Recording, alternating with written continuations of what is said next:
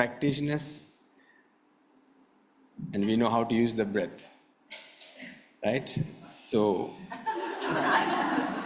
drink prana, eat prana, store the energy until that late evening, because level 2.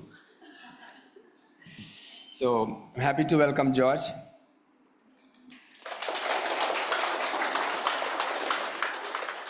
So it's a very interesting subject because it's all about alignment, Iyengar yoga, the thought process.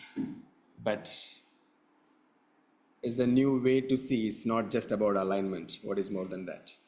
So welcome George once again. Enjoy your this one. Thank you. Good morning, everyone. Good morning. Let's start by putting you in alignment with the invocation. Isn't this a form of alignment? All of us aligning ourselves to what our topic is and coming together so that we can discuss and learn. Join your palms, lift your chest, and close your eyes. Bring your breath to the body. Bring your awareness to the breath and the body. And let us, in unison, chant the invocation to Sage Patanjali. Inhale.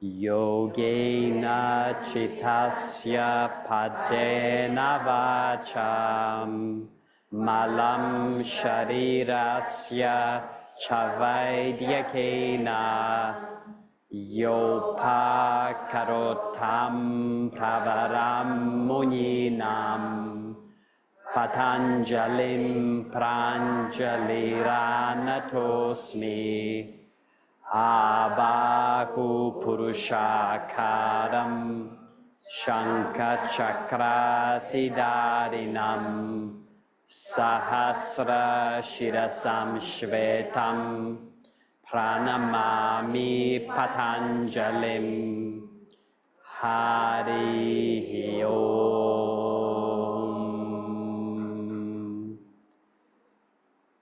As you exhale, bow the head, surrender the brain to the heart, and then release your hands, raise your head, and open your eyes. So we're talking about alignment, and I really want it to be a discussion. So hands up whenever you have a question or something you'd like to contribute yourself. In 2011, I was in Pune assisting in the medical class. The class had just begun. There were people in the room, some lying down, some standing. It was noisy. There were props being passed around. There was the clanging of the chairs and the thumping of the bricks. And I heard from the stairway, "George, you're wanted in the library." Earlier that month, I had submitted an album of photos for my Junior 3 intermediate assessment. So as I left the hall and walked down the library, it started to become quieter. I walked down those narrow stairs that come to the library. My focus was getting narrower. And instead of the clanging of the props, I could hear the beating of my heart. I entered the library and Guruji was sitting there with my album of photos. And he asked me to sit next to him. I gave my pranams, I knelt down, and I was next to him at the table as he was going through my photos. And he came to this photo of me doing Pindasana in Shirasasana. And he took a ruler from his desk and he held the ruler vertically and then horizontally.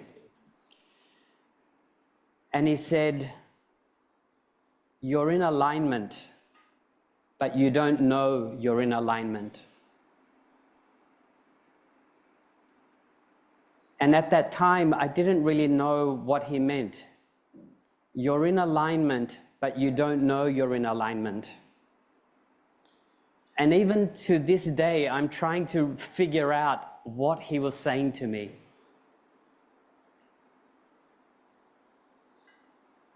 A clue, perhaps, is in my facial expression, in that pose.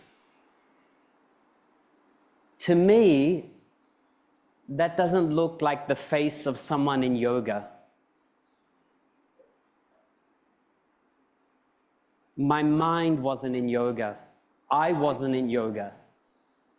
I was in Pindasana in Shirasasana, but it doesn't mean I was doing yoga. And so that's what I want to talk about. Alignment. What is alignment? What is it for you as a student? What is it for you if you teach? Are we all on the same wavelength as a community of Iyengar yoga practitioners, as Guruji students? Do we all have a common understanding of what is alignment? And why do we revere alignment? What is Iyengar yoga? Iyengar yoga is alignment. What makes Iyengar yoga special? Because it focuses on alignment. Why should you do Iyengar yoga? Because we know alignment. What's the best yoga to start with? Iyengar yoga, because you're in alignment. Abhijata in a class, she said, alignment, alignment, alignment. It's boring. Every time someone asks you what is Iyengar yoga, you say alignment. But why we revere it is because Guruji has said alignment is enlightenment. So we all want to be enlightened. Why won't we revere alignment? But do we understand what is alignment? And where perhaps have we gone down the right track? And this is in a statement by Guruji, where he said, you all say that Iyengar yoga system means alignment. But he said, we are talking about body alignment. But for him, for Guruji, alignment is something different. Stand up. Interlock your fingers behind you. Join your thumb tips together. Straighten your arms. Roll your shoulders back. Lift your chest up. Lift your arms up. Arms higher. Arms in alignment with your shoulders. Lift your arms up until they're in alignment with your shoulders. Keep lifting. Arms higher. I said they should be aligned with your shoulders. Arms higher. Align your arms with your shoulders. And now release. Can you come here? Change the interlock of your fingers and repeat one more time. Raise your arms up in alignment. Align your arms with your shoulders, straight arms. Now look at what is happening here. Can you see the lumbar curvature? She's pushing the chest forward. The arch of the spine is not what we want. Thank you. So when we chase, but you can sit, thank you. When we're chasing alignment as a way of aligning the body, so many other unwanted effects can occur, like misalignment somewhere else, or even a lack of awareness somewhere else. Guruji also said, expressions are finite, experiences are infinite. When we think of alignment as how to place your body in a pose, That's an expression. How do we want to express the body? We want to express it like a triangle shape.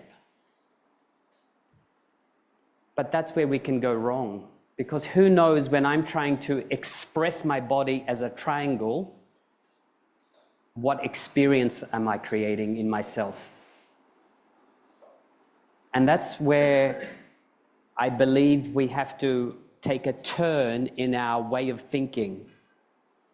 Not thinking of alignment as expression, as what it looks like, but thinking of alignment as creating an experience.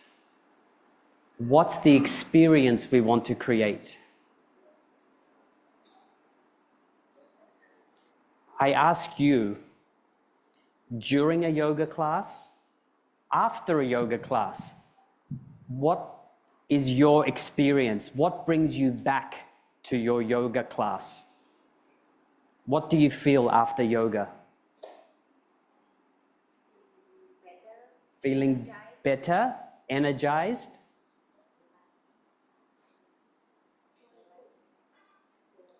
Fresh, enlightened, centered?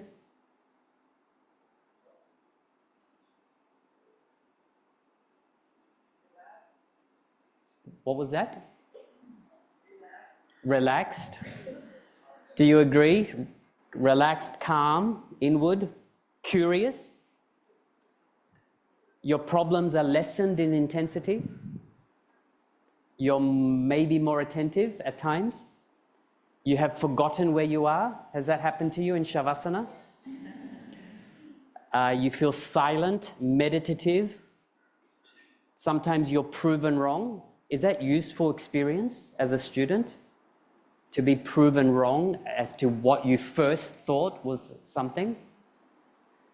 So what I propose to you today is that we should look at alignment not as something that we have to express, but as a way of getting these experiences.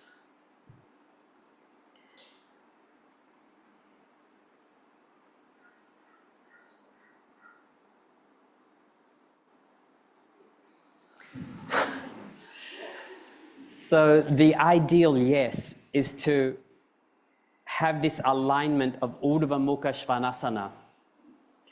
But if we blindly go for the expression of the pose, we might end up having these experiences. And is that the experience we want for ourselves and for our students? No. We want some of those words that you mentioned, feeling lighter, feeling focused, calm, and silent. And wrapped up with this wrong way of looking at alignment as being a way of expressing the body is also this idea of perfection.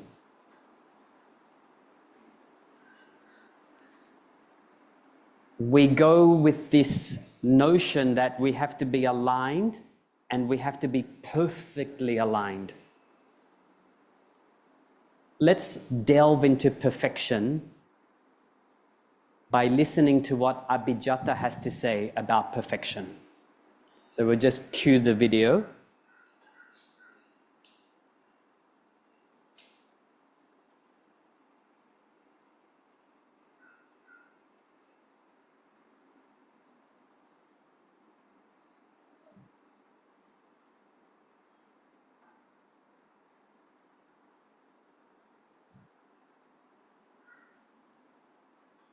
I think it's 47.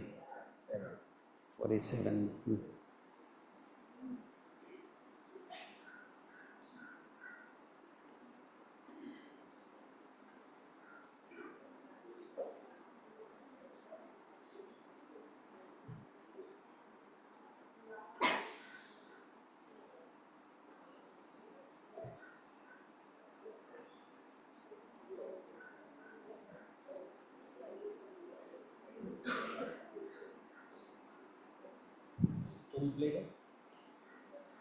Yeah. See there, please. Realign yourselves with the other TV.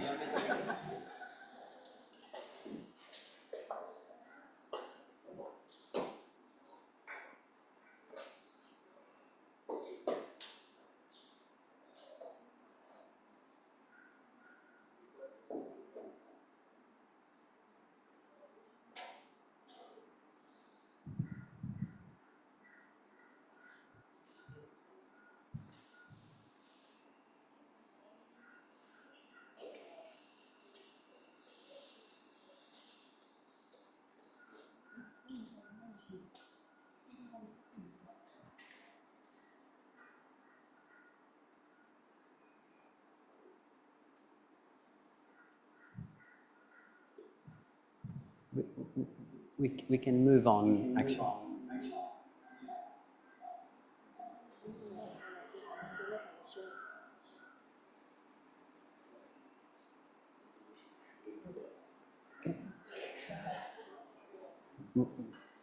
We can share the link with you, and you can watch it.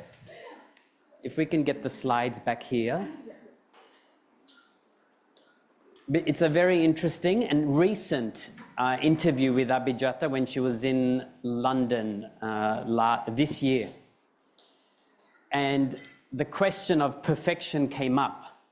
And if I have to summarize what she's saying in this video, she's saying, what is there in nature that is perfect? Is a leaf perfect? Is the human body perfectly aligned? Even on the surface, though it looks like our body is symmetrical, it's not. The two sides are different. The number of lobes in the lungs are different, right and left. On one side we have the liver, on the other side we have the spleen. Even the kidneys themselves, we heard about the kidneys yesterday, are different size on each side. And as we saw yesterday, someone has 3 kidneys.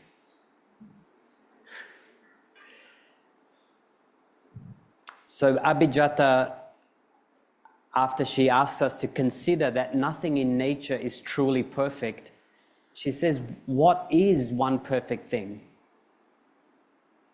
And that's where the concept of God comes, as being the perfect. But God is this infinite, unreachable, endless, infinite concept. And so, going away from this concept that we have to be perfect, then what guides us? This is where Prashantji passes on his wisdom. Our practice, our asanas, should be proper, not necessarily precise, should be proper. Now, when we think about what is proper, again, if we go for the expression, if we take a beginner, if we take an 80-year-old and we say, you have to have your arms straight, you have to have your knees on the upper arms, you have to do this pose, if we go for the perfection, if we go chase that, this might be the result. So what is proper also depends on the student.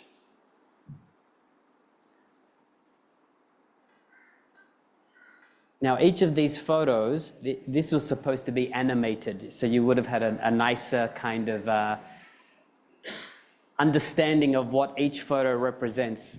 But can you guess for each of these photos what type of student it represents? This one. If you look on this TV, you can see the animation. Okay. Can someone help point? Kitty, can you help point to the first one on the left? Yeah, that one. What type of student does that represent that may come to your class? Teenager or children. Now, how do you teach children? Do you make them do 5 minutes Shirasana? No. You take them up for 10 seconds, you bring them down, you let them drop back from Shirasana. Do you make them hold Trikonasana for 1 minute? No. Okay, so when you teach children, it should be proper for them. Do you teach a child how to align their heels with their head in Shirasana? No. The next category, the Simpsons. What do you think, what type of student does this represent? Senior, some specific need, can't get out of the chair. So will you force that person to do Ardha Chandrasana in the middle of the room? No, you would give them some supports. Next photo. What type of student does that represent? Beginner? Would you let her try this pose? Does she look like she has injuries? No. Does she look young? Yes. Is there anything wrong with her trying this pose this way? No. So would you make her sit in a chair? Would you make her use a lot of props? No. This is maybe like a young 20-year-old student that comes to your class. Will this make her interested and curious in yoga? Yes. The fact that she's falling down, is that wrong? No, it's not wrong. Is it okay for students to struggle in a pose? Yes. I remember the senior teacher from Canada, Shirley Daventry French, when she was visiting Hong Kong, she would stress upon us, it's okay for the students to struggle. Because when we would teach, as soon as we saw someone struggling, we'd say, okay, come up everyone, are you okay? And then we'd give them a prop straight away. And Shirley Daventry French would say, it's okay for them to struggle. Part of the process is that tapas, the struggle. Okay, next photo. Who does that represent? Yeah. Teenager, sports person, active. Yeah, would you only keep them in standing poses all the time? If it's some very athletic, young person who is chasing fitness? No, you do want to give them something challenging. And like Prashantji says, it all starts somewhere. And then where people start, where our students start, we then offer them 10% of this pranayama, 10% of this, 10% of that. And people start for their back pain, or they start because they want to get better at sports, but slowly they take other things that comes along with this offering of yoga. Okay, next photo.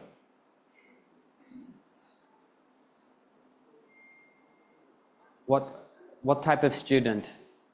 Is he the very active, able, athletic person?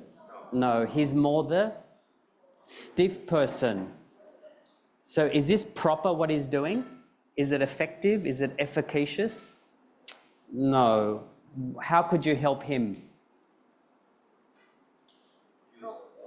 You use some, for him, yes, use some blocks, because is this useful to him what he's doing? No. Is this going to make his chest more open? No, because every time he comes up, he doesn't manage to open his chest. His shoulders are hunched forward. Is it good for his back? Not really, no, he's not getting the lift. Next photo. Represents a senior student. So sometimes we have to consider age. I believe Kathy Cook brilliantly explained the process of aging and how we can adapt the practice to aging. And then the final photo. Yeah, it could represent someone who's flexible, and we have to know how to teach or practice when we have that flexibility. Is flexibility useful in yoga? Do we need to be flexible to learn yoga? Not necessarily. Gita-ji once said in class, if you are flexible and you think that you need flexibility to do yoga, or if you are stiff and you think you need flexibility to do yoga, you're both wrong. So our ability to learn and practice yoga is nothing to do with flexibility. No doubt it comes into the equation. No doubt we can work on our flexibility. But is it a prerequisite to be flexible before you do yoga? No. All those words before, calm, inward, focused, uplifted, can you get that even if you're not flexible? Yes, you can. And that is what our job, or that is our journey as a student, if we're not flexible, how to still uplift ourselves. If we are flexible, how to still focus ourselves and go deeper within ourselves when our body is very flexible. So a lot of it is to do with, in your practice, in your learning, in your classes, what are you churning out? What are you creating? Is this what we want to create through our practice? Do we want fear? Do we want hate? Do we want ignorance? Do we want people to feel deflated, like that they're so stiff that they can't do anything? Do we want people to feel useless and weak? No. This is supposed to, if you want to look at the animation, it should be coming up there. Isn't that what we want? We want that. Every time we finish a practice, every time a student walks out of a class, that is the feeling we want. So this is where Prashantji again has offered his wisdom, and he has said to us that this diffusion of the consciousness, or the serene and benevolent consciousness, is what we're searching for.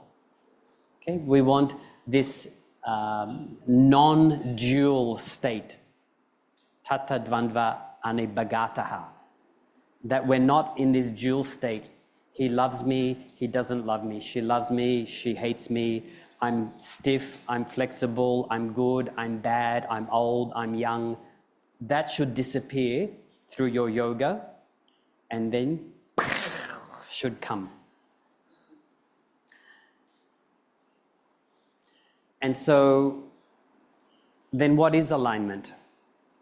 And so what Guruji says, through the alignment of the body, he discovered the alignment of the mind, self, and intelligence.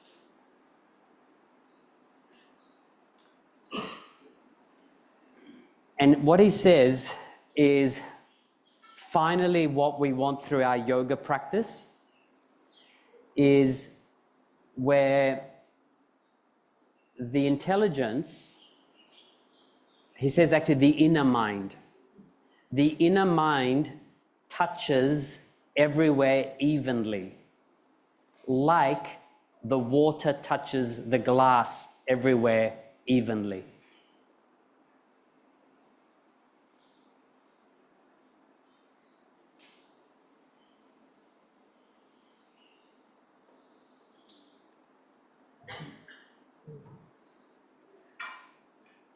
Okay, so now I'm going to ask you to stand again.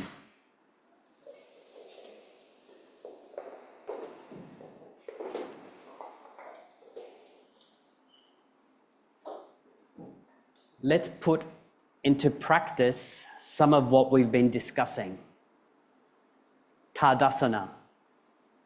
What is the alignment of the feet? Apart or together? Together, but what if someone's on their menstrual cycle? What would be better alignment? Feet apart, because feet apart would help the abdomen to have more space. Feet together, but what if my back is a little bit hurting today? Separating the feet. What if I have sciatica? Do I want my heels in, toes out? Or do I want my toes in, heels out? Toes in, heels out will broaden the sacral band. So that would be better for sciatica. Okay? So Tadasana, feet together. Okay, but we said that for menstrual cycle, back pain, sciatica, feet apart is better. Why does feet together exist then? What's that good for? Let's think compactness, yeah. So when we are more compact, how is the mind? More stable as well. Okay, so there is some benefit in having the feet together. Having the feet together compared to feet apart, does it feel more like oneness or dual? Or yes, feet together has that quality of that oneness. Okay, so there's a benefit to having the feet together, but it's more proper to have your feet apart should you be suffering back pain on your menstrual cycle today, or if you have sciatica. So see how that idea of proper comes in? Now,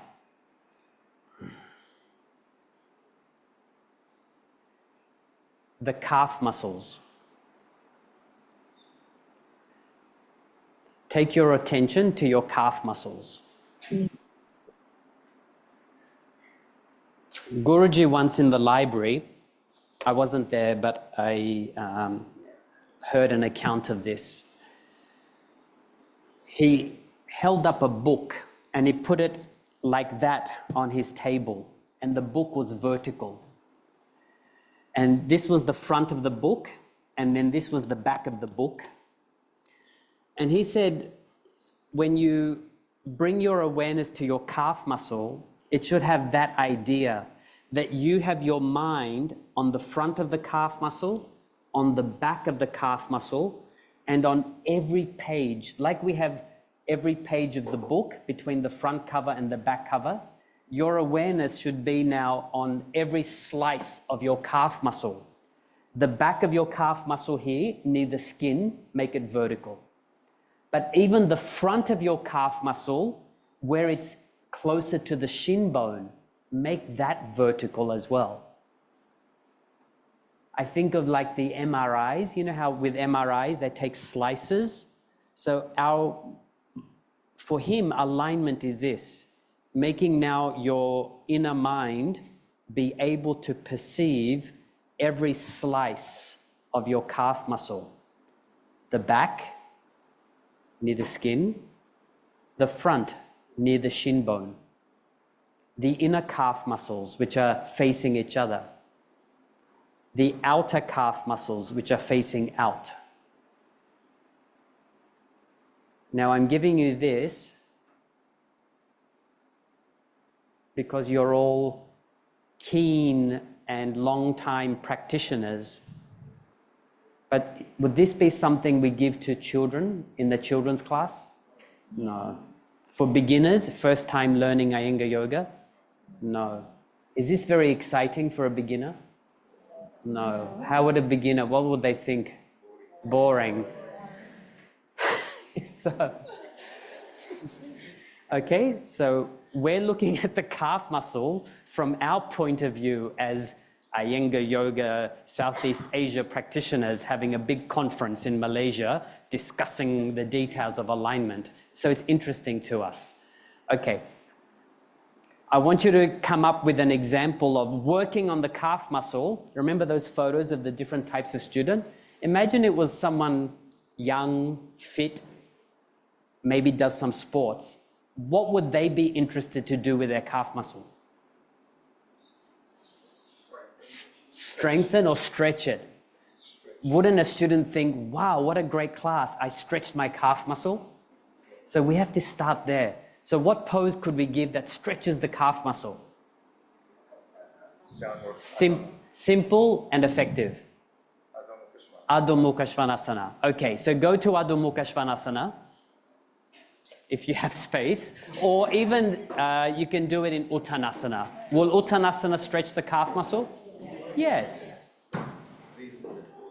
Okay, yeah, so raising the toes up, it'll push the shin back and give more stretch to the calf muscle.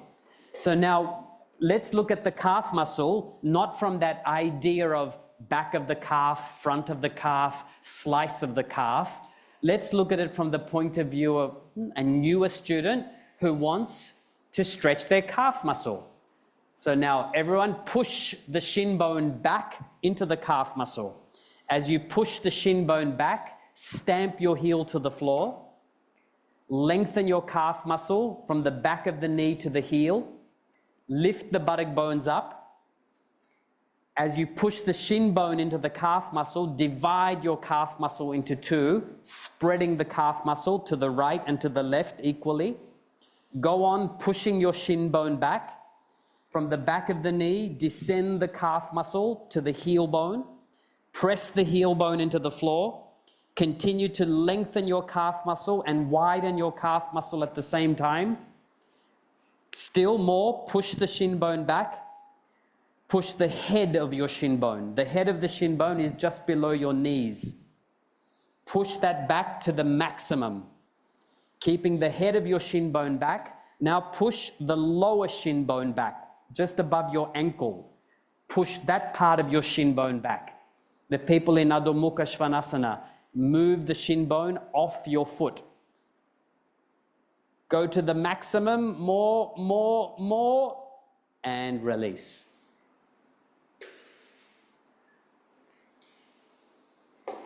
Okay, so we stood in Tadasana before, and we were all absorbed by looking at the slices of the calf muscle. And now you did Uttanasana or Adho Mukha Svanasana, and again you looked at the calf muscle. But see how the teaching was different. It was both on the calf muscle. In both examples, there was a sense of alignment. But in the first one, I was aligning your awareness with different parts of your calf muscle. In the Adho Mukha Uttanasana, it was more the body, because it does start with the body alignment. The shin bone, upper shin bone, lower shin bone, the length of the calf, the width of the calf. Now, even that example of the calf muscle stretching, maybe that would be too long for a beginner.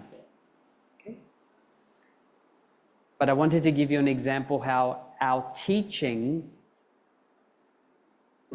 should vary so we can get the proper effects from our practice. You may sit. I'm coming to the end of the presentation, but I want to hear from you your idea of alignment, your questions on alignment.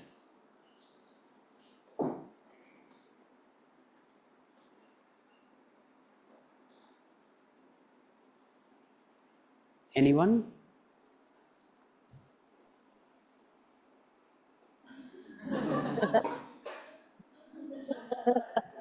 We have a question.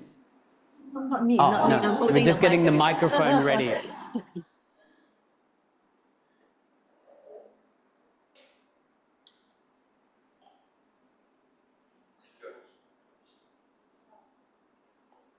We'll just get the microphone on. So our whole idea is to begin on the physical note and let them understand what is to transcend the physicality. If that is our aim, how to accommodate different levels of people together. Like in this setup, we can choose people. Like we can ask, okay, long-time practitioners, teachers can come together, understand this. But the struggle that I face usually is how to give this invisible ingredient to different kinds of people together. Physical alignment is much easier. Like if Trikonasana, in the same class, there are 10 people, I can teach 4-5 different kinds. But how to reach this message for some people who are that easy, quickly get the element that you're trying to tell. But then some people, they have built walls and walls of, their perception, their own inhibitions. Our message doesn't reach them. How to deal with that? Can you ask your question one more time? Just so I'm clear on the exact question. The essence of alignment that we try to reach out through our teachings. So in a class setup where people have different levels of understanding, how do I give this same essence to all of them. Because physically, it is much easier for me to give them something that is tangible. Like to stretch calf muscle, the message will reach quite quick. But how to make them go deep and understand the slices and the space between the two slices, and how to transcend the physicality and go beyond the element of physicality, and how to make them understand, because it's very tough. I'm glad that I asked you to ask the question, because initially what I thought you were asking was, in a class of different physical abilities, how do we cater for the different abilities? For example, someone stiffer in Trikonasana, what would we do with the brick? Low or high? High. And if someone has more physical ability in Trikonasana, would the brick be high or low? Low. So that's a skill in itself, but it's something that we all practice as teachers, the skill of using the props in a proper way for the different physical ability. His question is not that. That in itself is something to learn, how to cater for the different physical abilities, but his question is on the plane of awareness when there's different levels. Now, even in the ancient texts, there is an acknowledgement that there are different grades of students. Some are like the banana leaf. To make it on fire, you have to keep on the flame there for a long time. Some is like hay. You put the fire there, without too much effort, it ignites. Some are like camphor that you use at the altar. You put the flame there, it ignites straight away and it stays alight. And then there's that grade of student which is like gasoline. You don't even have to touch the flame. You put the flame nearby and so our texts acknowledge this. As a teacher, and even as a practitioner, this is where the svadhyaya, the self-reflection, comes in. At what grade are you? Do you need a lot of the fire held up to you before you get going? And so now I'm talking as a practitioner, and this is where the props come in. And I'm not talking about these props. I'm talking about props like practicing with friends. If I'm tamasic and I don't feel like practicing, organizing weekly practice sessions with my friends helps me. It's a prop to get me to the practice. Putting my mat out on the floor before I wake up at nighttime, so my mat's there, it's a way of overcoming the tamasic feeling, not wanting to practice. Now, as a teacher, you also have to have some sort of assessment for those students that are more tamasic. What can you give them in class? How can you make them enthusiastic? And this is where sometimes movement, jumpings might be used. When the mind is not present, we may use movement because movement is exciting. We tend to consider Iyengar yoga as this superior system of yoga because we don't just jump, we don't just keep on moving. We are intellectuals. We sit and analyze the poses and learn and go deep. But movement is exciting. Why do people flock to these classes where they keep on moving and moving and moving? Because movement excites us. Movement excites the nervous system. So we shouldn't discount that. We shouldn't hold ourselves beyond and above that. On the other hand, when you've got the student who is more like the gasoline. You have to be able to also offer them something.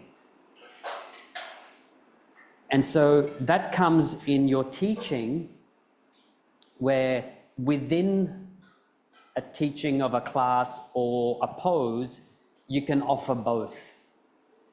You can say to that student who has their awareness at that more subtle level, do this. Abhijata does it very well in class. One of her techniques is the people that have been coming less than 1 year, do it this way. The people that have been coming more than 1 year, do it this way. Another technique she uses, those who only come to class, you do it this way. Those who practice, who are practitioners, you also do this way. Another technique that Abhijata uses in her class, those who, she takes people up to a certain point, those who want to retire here, you go and do these poses now. Those who want to go to this direction, you go to these poses now. So sometimes it's about the way you operate the class. Sometimes it's the way you say things. So we have this notion that a class is everyone has to do the same thing. It's not like that. A class should be where everyone does the proper thing. And for that to happen, sometimes classes need to become a little bit messy. Messy in terms of what it looks like from the outside. It looks messy because 5 people are here using the bolsters, 10 people are here assisting each other, 6 people are at the ropes. It looks messy, but it might be the proper thing, because through that messy outlook, you're actually engaging each group of students where they need to be.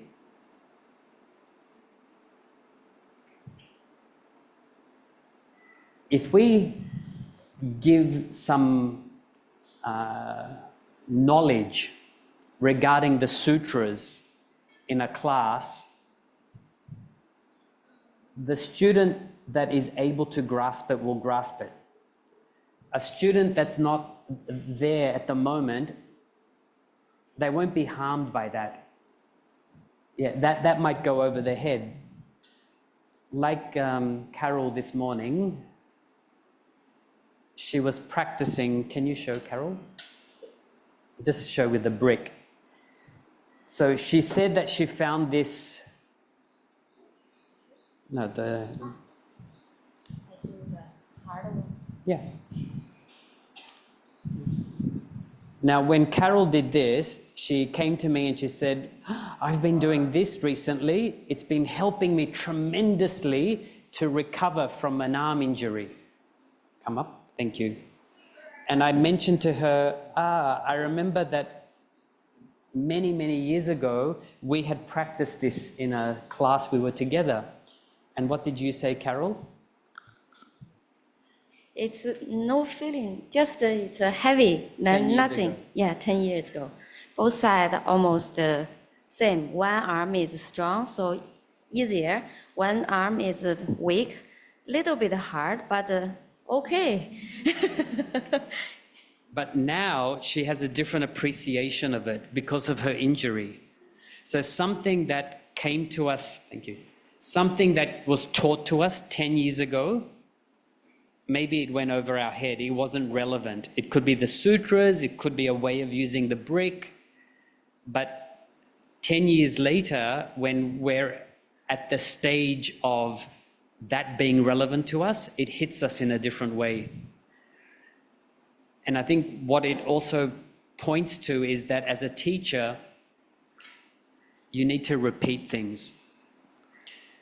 It's not this say it one time and it's gone forever. Like, we have to repeat things over and over and over again.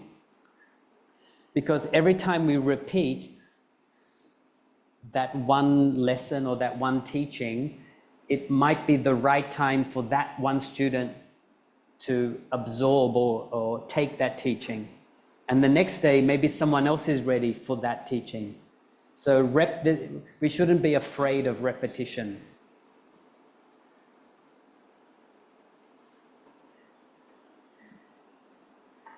From the point of view of the teacher, so you have to teach where you're always giving something for the different levels within one class.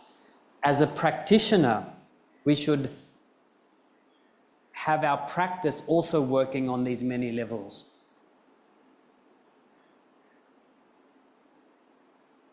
There's a very well-known book, The Body Keeps the Score, written by a psychologist about how trauma is held in the body.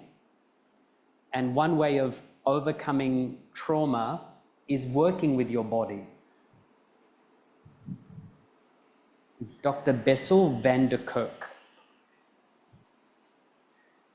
In a recent interview, the interviewer said to him, yes, the difference between the body and the mind, and he said, you're so Western in your thinking.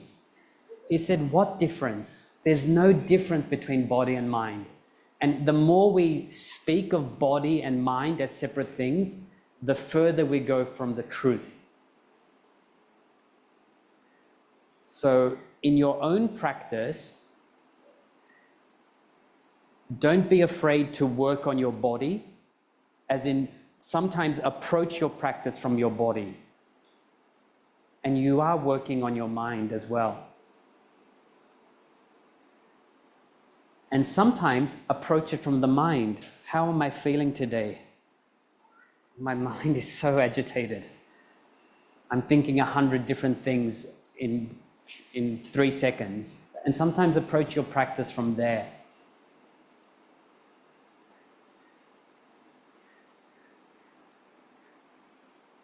Sometimes what also Prashanti is asking us to do is to not neglect some of these more subtle practices, pranayama. He says, I'm not telling you you have to spend all your practice lying down working on pranayama, but at least 10%, 15% of your practice devote to some breathing, shrasayam or pranayama. So I think that's our responsibility as Iyengar yoga practitioners and teachers to investigate alignment, what we understand as alignment, to consider what is proper for our practice, for our bodies, and to also, if we're teaching, to consider what is proper for the students, and to keep investigating what is alignment, what does it really mean to be aligned. The video is ready. We can finish today's talk with listening to Abhijata talk about, answer about precision.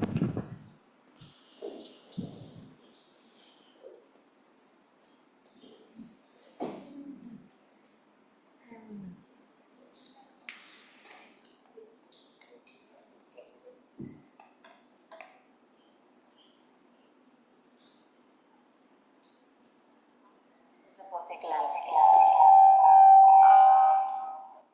When Guruji had to deliver yoga to us scientifically, he had to use a vocabulary to convince the people what it is. Alignment is a very popular word that we use in our community. That Iyengar yoga, immediately the tag is alignment. And one of Guruji's statements that alignment is to not disturb the God-given thought. In our understanding, we would think, oh, a perfect alignment means your right shoulder and left shoulder are precisely the same, your right hip and left hip are precisely the same. You are a bilaterally symmetrical person, human being, so the origin has to be the same, but internally, there is no bilateral symmetry. Your liver, your stomach, your heart. So internally, bilateral symmetry is not there. To convince upon the people that something which is so wayward Something can is not be in alignment at the moment. can be the same alignment. But that's your homework, Once you travel a to certain look up distance this in YouTube yoga, you can't just look at Iyengar yoga as being and a method of alignment. listen to what A Abhijata method says which about says there is one alignment perfect and thing. perfection. There is only one perfect thing according to any culture, and that is the supreme power. So everything We else have is one more bound to have question. its We can fluctuations. finish with this The question. human body is made up of matter which is undergoing constant changes. There is a constant. Where's the fluffy microphone?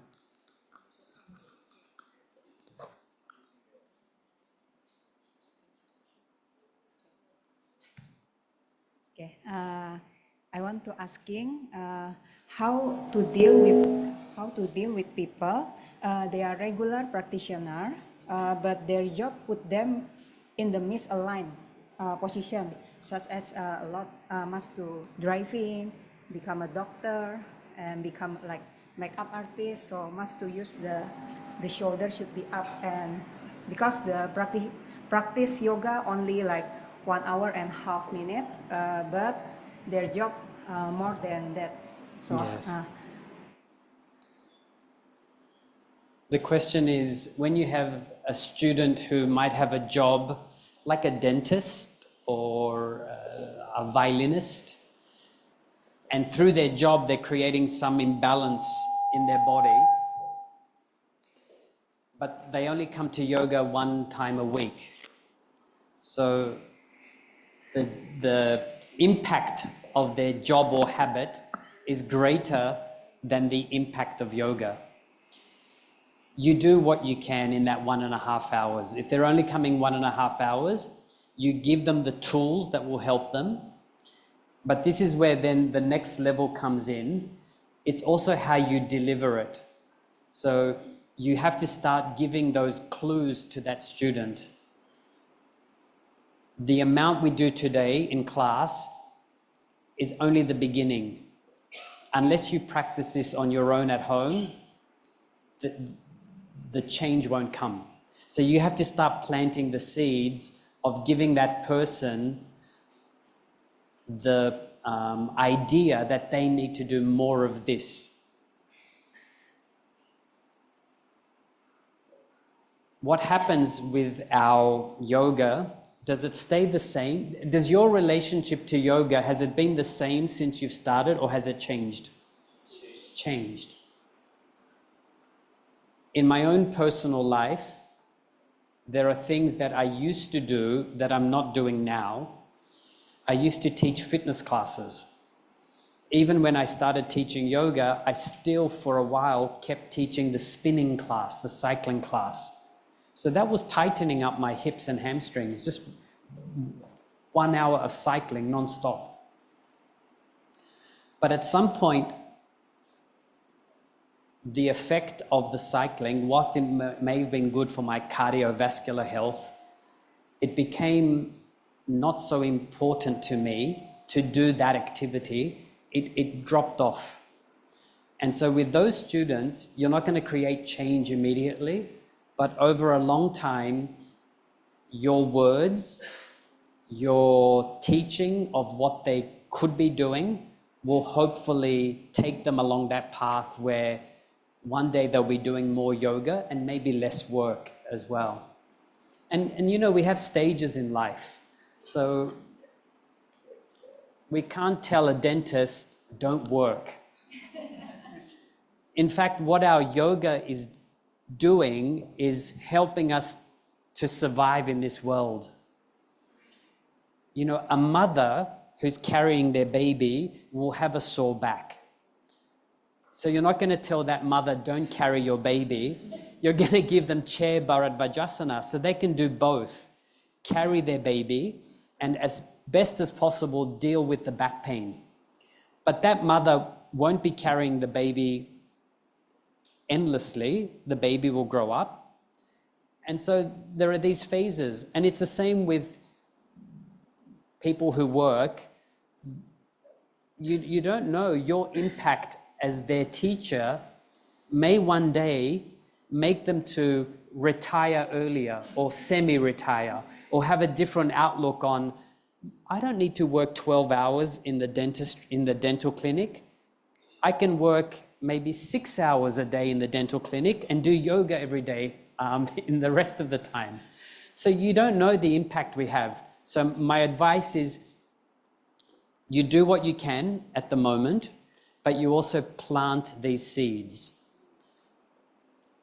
Again, I'm going to reference Abhijata, where she has often taught this class where she'll make you do a pose at the beginning, and then she'll give all these clues, like she'll make you do Supta Padangusthasana. And then she'll say, what's the limitation? And some people will say, the back. Some people will say, the hamstring. Some people will say, the calf muscle. And then she'll say, okay, if you felt it here, you go and do these poses. If you felt it here, you go and do these poses. Very messy class organization. It seems messy. The people that have calf muscle limitation, you do all these poses. She brings everyone back after half an hour and she says, do Supta Padangusthasana again. And everyone says, wow, it's so much better. Because each person did what was proper for them.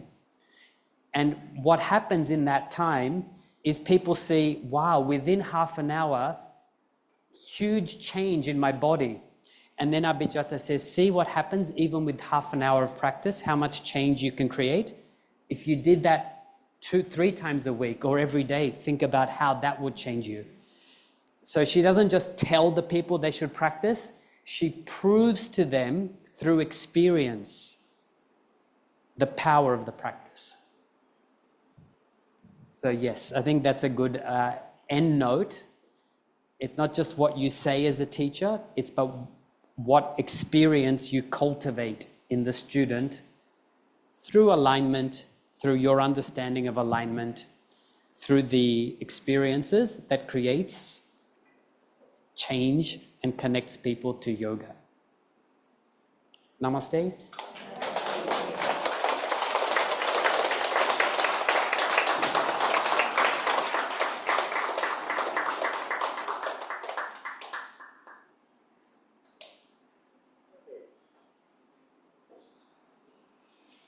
So, thank you, George. I hope we will continue the practice as he suggested by experimenting in our practice, and we'll go beyond alignment. Thank you all. So we have only 15-20 minutes break before the next session. And don't eat much now because lunch is there shortly, 12 o'clock. Thank you.